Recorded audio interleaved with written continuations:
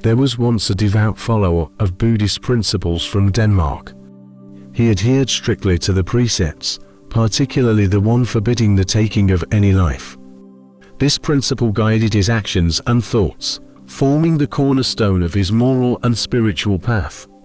One tranquil evening, he decided to take a walk along the riverbank under the soft glow of moonlight. As he strolled in quiet contemplation, his foot suddenly stepped on something soft and squishy. Startled by the sensation, he paused. The sound and texture of what he had stepped on made him believe it was an egg-bearing frog. The thought horrified him. Taking a life, even unintentionally, was against everything he stood for. The imagined act filled him with deep regret and sorrow. His mind swelled with guilt, and his heart grew heavy with the burden of what he thought he had done. When he went to bed that night, the incident haunted him. His remorse followed him into his dreams, where he was confronted by a surreal vision. Hundreds of frogs appeared, surrounding him, their anguished cries piercing his soul. They seemed to accuse him of ending their lives, amplifying his sense of guilt. The next morning, still distressed, he returned to the riverbank. Determined to face the consequences of his actions, he sought out the spot where he believed the frog had perished. But when he arrived, he discovered something unexpected. What he had stepped on wasn't a frog at all, it was an overripe plant. The squishy sound had merely been the result of his foot crushing the soft, decayed vegetation.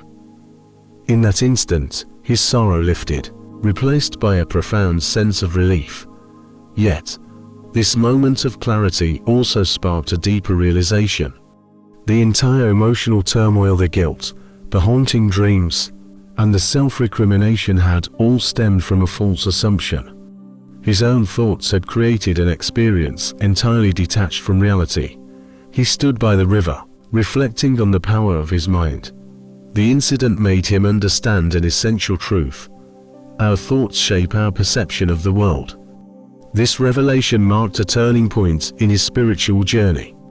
He grasped the deeper meaning of an ancient Zen teaching: there is no objective world, the mind creates its own reality. For the first time, he understood how to truly practice Zen. This simple yet profound story holds a valuable lesson for everyone. Our thoughts wield immense power over how we perceive and experience the world. What we think not only influences how we feel, but also determines who we become. If we constantly think poorly of ourselves, we begin to embody those negative beliefs, shrinking into the shadows of our potential.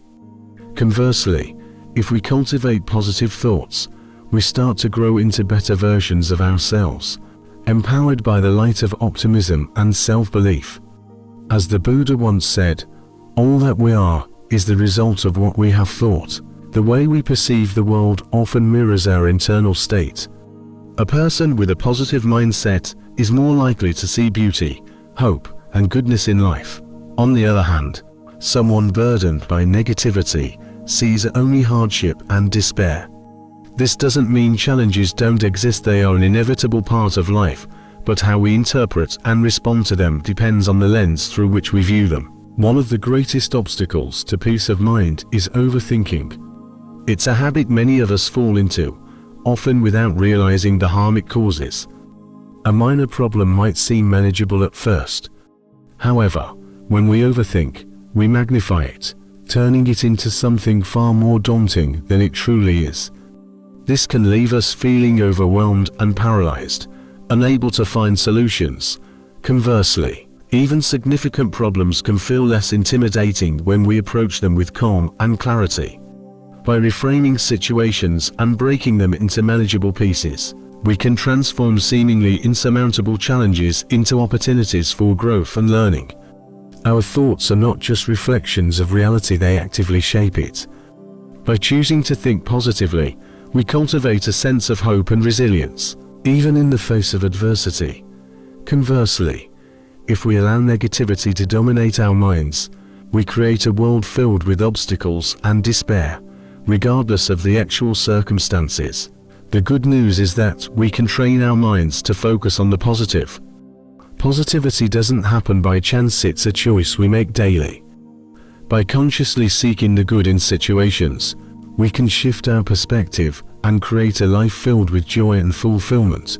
This doesn't mean ignoring challenges or pretending negative experiences don't exist. It's about finding balance, acknowledging difficulties, while focusing on the opportunities for growth they present. It's about recognizing that our thoughts are fluid, capable of shaping our reality in profound ways.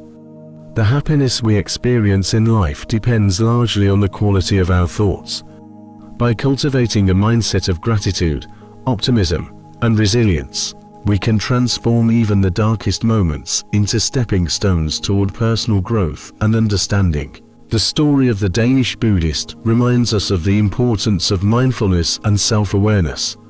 His journey from guilt and despair to enlightenment demonstrates how a simple shift in perspective can lead to profound personal growth. As we navigate our own lives, let us remember the power of our thoughts.